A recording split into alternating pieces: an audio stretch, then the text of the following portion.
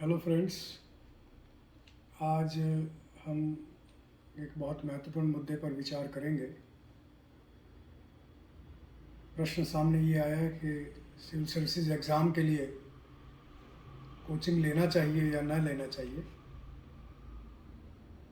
वैसे तो एक ऐसा प्रश्न है जिसके उत्तर में हाँ भी और ना भी दोनों ही कहे जा सकते हैं, लेकिन हम थोड़ा सा तार्किक तरीके से इस पर विचार करेंगे।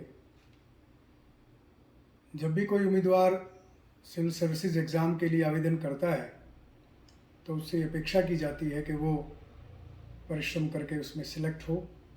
इसी उद्देश्य से वो सारी तैयारी करता है। तो इसलिए बड़ा स्वाभाविक है, नेचुरल है कि इस टारगेट को लेकर के वह अपने स्तर पर तो प्रयास करे ही, तथा इस प्रयास के लिए अन्य कोई मदद भी अगर वो हासिल कर सकता है तो उसे कर लेनी चाहिए। इस भावना से देखा जाए तो कोचिंग लेने में कोई बुराई नज़र नहीं आती है, लेकिन थोड़ा सा हम विचार करें तो प्रिपरेशन के लिए, तैयारी के लिए क्या मैटर करता है, क्या फैक्टर्स हैं। सबसे पहला तो कैंडिडेट का विल पावर है, उसका डिटर्मिनेशन है, उसकी विलिंगनेस है, उसकी इच्छा शक्ति है। उसके बाद जब किसी व्यक्ति ने निर्णय कर लिया कि मुझे इस परीक्षा में भाग लेना है, तो फिर आता है कि उसके लिए करना क्या है, पाठ्यक्रम क्या है। पाठ्यक्रम जब पता लग गया तो फिर उसके लिए पाठ्य सामग्री क्या है, स्टडी मटेरियल क्या है। और स्टडी मटेरियल आपके पास आ गया तो उसको पढ़ना है, और पढ़ने के बाद उसको एग्ज़ाम में लिखना है। तो ये 5 अवस्थाएं हैं जिनसे परीक्षार्थी को गुजरना पड़ेगा। तो मैं समझता हूँ पहला तो बड़ा स्पष्ट है, निर्णय परीक्षार्थी का स्वयं का है। पाठ्यक्रम यूपीएससी ने निर्धारित किया है, उसमें कोई भी कुछ नहीं कर सकता, चाहे कोचिंग इंस्टीट्यूट हो चाहे परीक्षार्थी हो। जो यूपीएससी ने निर्धारित किया है उसको पढ़ना पड़ेगा और उसके अनुसार ही उसको परीक्षा देनी होगी। अब बात आती है पाठ्य सामग्री की। पाठ्य सामग्री पाठ्यक्रम पर आधारित होनी चाहिए, बड़ा स्वाभाविक सा मामला है। और पढ़ाई जो है वो स्टडी करनी पड़ेगी, फिर एग्ज़ाम में लिखना पड़ेगा। तो ये जो 3 बातें रह गई हैं, इसमें स्टडी मटेरियल का निर्धारण भी मैं समझता हूँ कैंडिडेट को ही करना है। कोचिंग इंस्टीट्यूट्स की बड़ी भरमार है, किताबों की बड़ी भरमार है। आपको निर्णय पढ़ करके, कुछ देख करके, या जिन लोगों ने पहले किया है उनकी सम्मति से आप ये निर्णय लेंगे कि ये पाठ्यक्रम जो है इन किताबों से या इस इंस्टीट्यूट के मटेरियल से कवर हो सकता है। मैं समझता हूँ कि इंस्टीट्यूट्स जितने भी हैं कोचिंग के, वो सब अपने स्टडी मटेरियल को ओरिजिनल कह करके ही प्रस्तुत करते हैं। उसकी ओरिजिनलिटी का आकलन जो है वो परीक्षार्थी को ही करना होता है। और परीक्षा लेखन एग्ज़ाम के अंदर खुद कैंडिडेट ही बैठेगा, वही प्रश्नों के उत्तर लिखेगा। तो उसकी स्पीड क्या है, उसका एक्सप्रेशन क्या है, उसके कंटेंट्स क्या हैं, वो उस पर ही निर्भर करेंगे। तो इन 5 फैक्टर्स में मुझे लगता है कि केवल 5% 5 से 10% तक इंस्टीट्यूट्स का योगदान हो सकता है स्टडी मटेरियल को लेकर के और स्टडी में गाइडेंस को लेकर के। आप इस तरह से पढ़ लीजिए, ये चैप्टर्स पहले पढ़िए, ये बाद में पढ़िए, इस तरह का थोड़ा सा गाइडेंस जो है वो रह सकती है। लेकिन अल्टीमेटली डिपेंड किस बात पे करता है? इस बात पे कि आपका परसेप्शन कैसा है, आपकी ग्राह्य शक्ति कैसी है, और आपकी लेखन क्षमता जो है वो किस प्रकार की है। तो ये चीज़ें जब अल्टीमेटली डिपेंड आप पर करती हैं तो इसमें इंस्टीट्यूट्स का रोल जो है बहुत सीमित रह जाता है। आप देखते भी हैं, लाखों विद्यार्थी कोचिंग इंस्टीट्यूट्स में भी जाते हैं, जब रिजल्ट्स आते हैं तो बहुत सारे विद्यार्थियों के ये इंटरव्यू भी आते हैं कि उन्होंने बगैर किसी कोचिंग के परीक्षा को पास किया है और सफलता हासिल की है। तो ये व्यक्तिगत मामला हो सकता है, मैं समझता हूँ। तो व्यक्ति विशेष को ही निर्णय लेना पड़ेगा कि कोचिंग के लिए जाना है कि नहीं जाना है। एक और फैक्टर जो इसमें काम करता है वो ये है कि अफोर्डेबिलिटी भी देखनी पड़ती है। अफोर्डेबिलिटी में खर्चे की बात पहले आती है। तो खर्चा 1 से 2 लाख रुपए फीस है। किसी भी इंस्टीट्यूट में आप जाइए, और अगर आपके शहर में है तो आपको लाभ है, आना जाना का खर्चा आपका लगेगा बस। और दूसरे शहर में है तो उसमें आपको वहाँ रहने का, खाने पीने का खर्चा जो है वो उठाना पड़ेगा, तो खर्चा थोड़ा और बढ़ जाता है। दूसरा और एक अफोर्डेबिलिटी का फैक्टर इसमें आता है कि समय आपके पास 24 घंटे हैं। उसमें आप अपने स्तर पर तैयारी करेंगे या क्लासेस के लिए समय निकालेंगे, आने जाने का समय निकालेंगे, और फिर एक क्लास में जब आपके पास 100-200 स्टूडेंट्स आपके साथी होंगे तो क्लास से निकल करके उनके साथ चर्चा भी होगी, तो वो समय भी आपको निकालना है।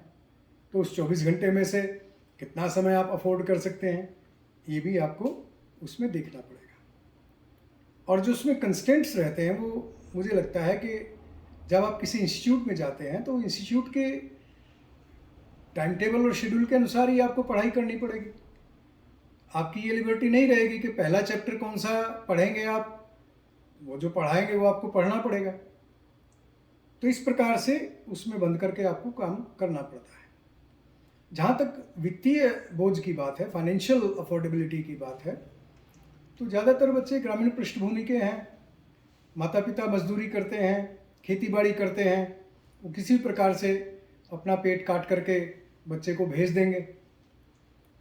अब जाने के बाद, इतना खर्चा उठाने के बाद अगर बच्चा कामयाब हो जाता है तो कोई बात नहीं है, फिर तो सब चीज़ भूल जाएंगे, खर्चा भी भूल जाएंगे, कष्ट भी भूल जाएंगे, श्रम परिश्रम सब चीज़ें जो हैं वो एक तरफ रह जाएंगी, क्योंकि नथिंग सक्सीड्स लाइक सक्सेस। और परमात्मा न करे अगर सफलता हाथ नहीं लगती है तो फिर उसके बाद उसके विश्लेषण का कोई फ़ायदा नहीं होता है, क्योंकि खर्चा भी चला गया, समय भी चला गया, वो सब चीज़ें हो जाती हैं। आपने देखा होगा कि बहुत सारे विद्यार्थी अपना सिलेक्ट होने के बाद इस प्रकार का मत वो व्यक्त करते हैं कि उन्होंने अपने घर पर रह कर के तैयारी की है। उनके हालात को देख करके ऐसा लगता भी है कि उन्होंने घर पर रह कर के ही तैयारी की होगी, क्योंकि माता पिता जो है मजदूरी से सिर्फ इतना ही कमा पाते हैं कि वो अपने खाने पीने का खर्चा चला सकें।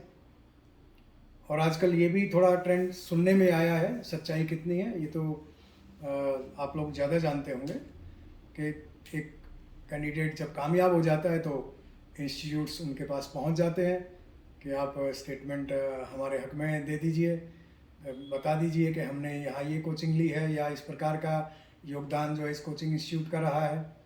तो वो चीज़ें भी होती हैं। मुझे लगता है कि सारी चीज़ें एक तरफ रख करके जब एक विद्यार्थी ने निर्णय ले लिया कि मुझे सिविल सेवा की परीक्षा में शामिल होना है और उसमें उत्तीर्ण होना है, तो आपको ये डिसाइड करने से पहले कि कोचिंग लेना है या नहीं लेना है, आप पहले अपनी क्षमता का आकलन करें।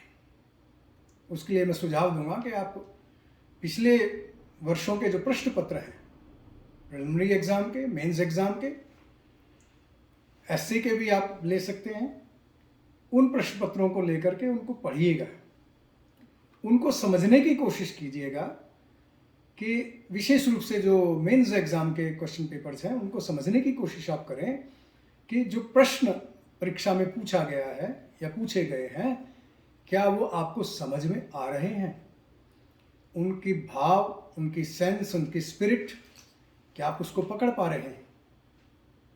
और अगर आप उसको पकड़ पा रहे हैं तो फिर ये आकलन करें कि आप उसका उत्तर देने में सक्षम हैं।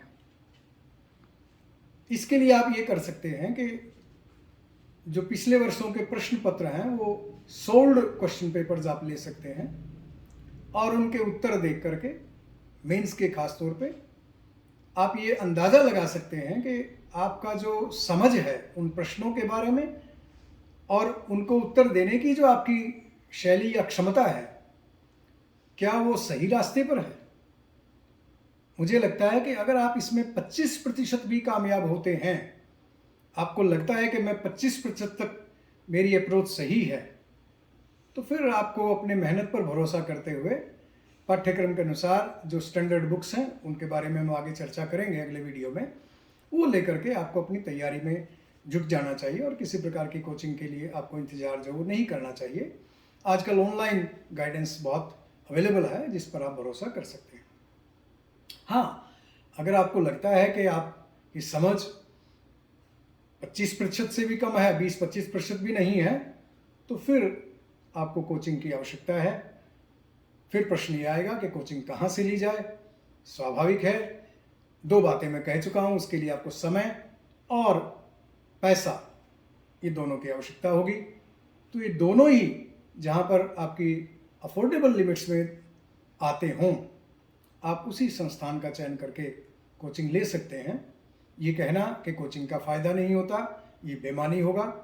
कोई भी गाइडेंस ज़रूर उसका महत्व रहता है, लेकिन अल्टीमेटली होता ये है कि विद्यार्थी का, कैंडिडेट का अपना परिश्रम, अपना श्रम, उसकी मेहनत, उसका पुरुषार्थ और उसका जो अभिव्यक्ति है, उस पुरुषार्थ के ऊपर जो आधारित अभिव्यक्ति है परीक्षा के अंदर, वही उसको सफलता की ओर ले जाता है।